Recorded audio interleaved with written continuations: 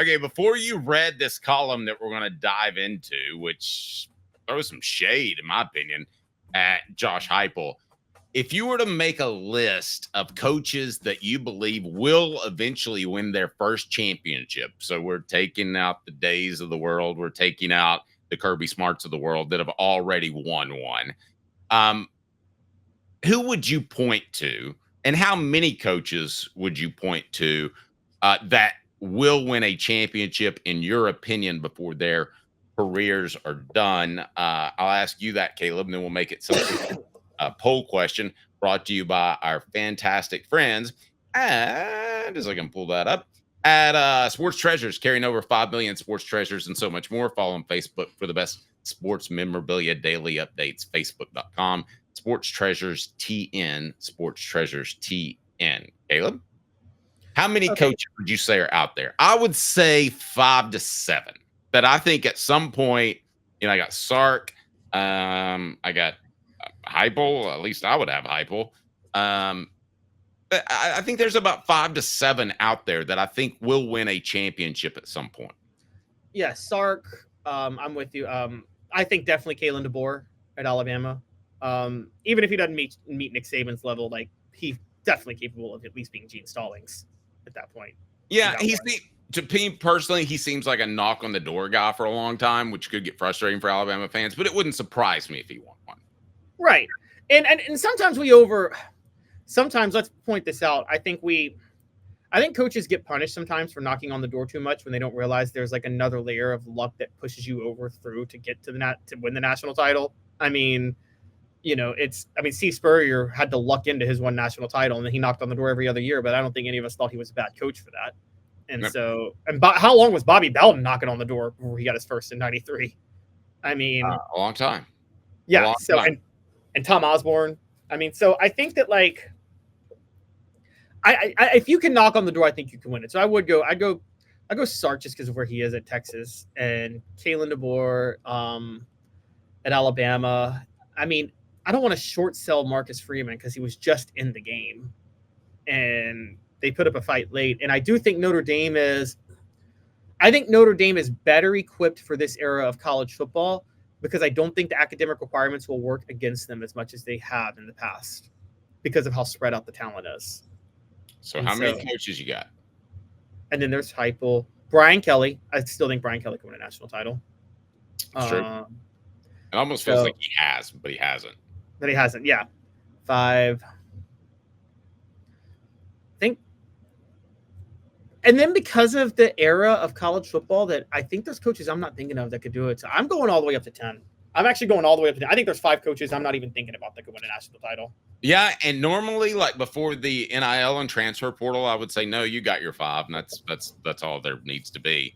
But nowadays, with the way I think the whole playing field is going to be leveled, you will see some guys win that probably wouldn't in the previous era. So this gets back to Josh Heupel not getting a little bit of love.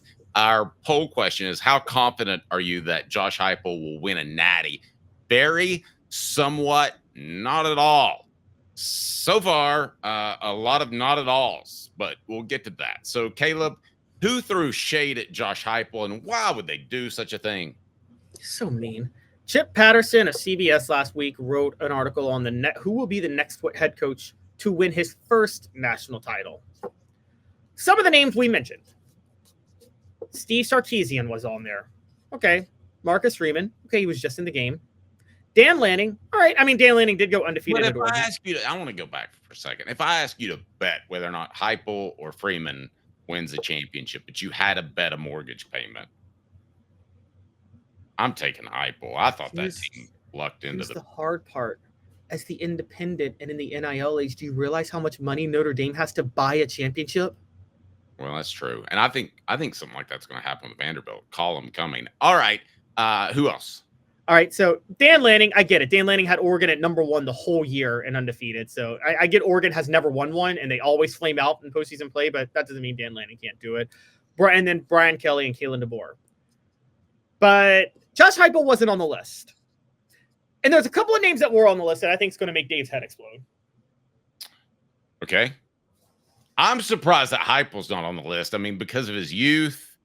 I just wonder how much they're holding last year against him when, again, Nico plays much better if he has more protection at the tackle spot. But Well, anyway. let's be honest, and I'll get to talking about Heupel, but I first want to talk about this list. So, 2 other names on this list, real quick. James Franklin. James Franklin's not going to win a championship. You can just go ahead and move on. That's not going to happen. No chance, no way, no how. And then this is really going to make Dave's head explode. Sharon Moore, who just went 7-5. Yeah.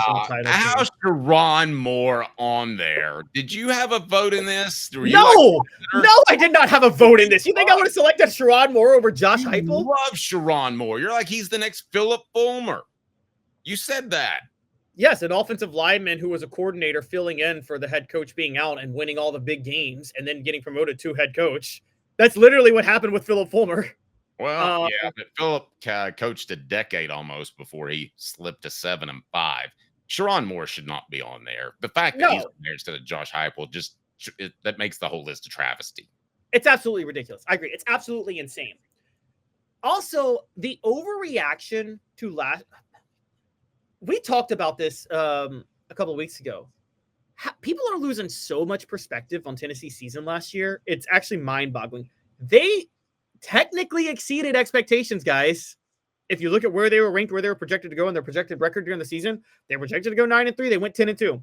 They were projected to just miss the college football playoff. They made it. They lost a blow.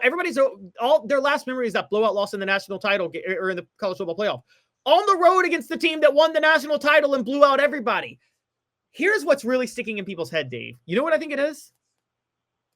Lay it on me. They're disappointed by how Tennessee won because they had it in their head of how they're supposed to win under Josh Heupel, which is the 2022 Hendon Hooker offense. Right. And I think that's unfair. It doesn't matter to me if you win 17-14 or you win 70-12. I mean, that makes no difference to me. And as a matter of fact, some of the best coach games I've ever seen, we just brought Miami up, was when Tennessee played a Miami and they had the end around to Corey Fleming. I mean, that game was what, 10-6? Yeah, 10-6. 10-6. And that was, I mean, it showed how little respect Fulmer had for Larry Coker as a coach, because Philip Fulmer was basically like, if I stay conservative the whole game, Larry Coker his team is so undisciplined, they'll give us the game. Well, I thought that was the second best game that Philip Fulmer ever oversaw. I think number one was the 2001 Tennessee-Florida game. But I thought the Miami one was the second best coach game of his career. I might go one with Miami. Because, look, the 2001 Tennessee was actually more talented than Florida. So you could see why they handled that one easily. But Miami was significantly more talented than Tennessee. I mean, significantly more talented than Tennessee. If you look at the NFL, there was a big gap in talent. And so for Tennessee to win that game, and Miami was just coming off a loss. And so I might go Miami even more than that. Another one is the next year when Tennessee went to Athens with Eric Ainge as a freshman and beat Georgia, a better Georgia team. Remember that one? Yep. But yeah, so I mean, I guess getting back to it, you're right. There's ways that there's a lot of national title teams that win unconvincingly, but it works against them. Remember when Alabama, I guess it was 2015, won the national title when they had become a more up-tempo offense with Lane Kiffin at that point, and they go win the national title. It seemed like people were thinking Saban was on his last leg because they're like, oh, his defense isn't what it used to be, even though he just won a national title. And it's like, no, he's fine. He's just changed how he wins games now because his perception is offense.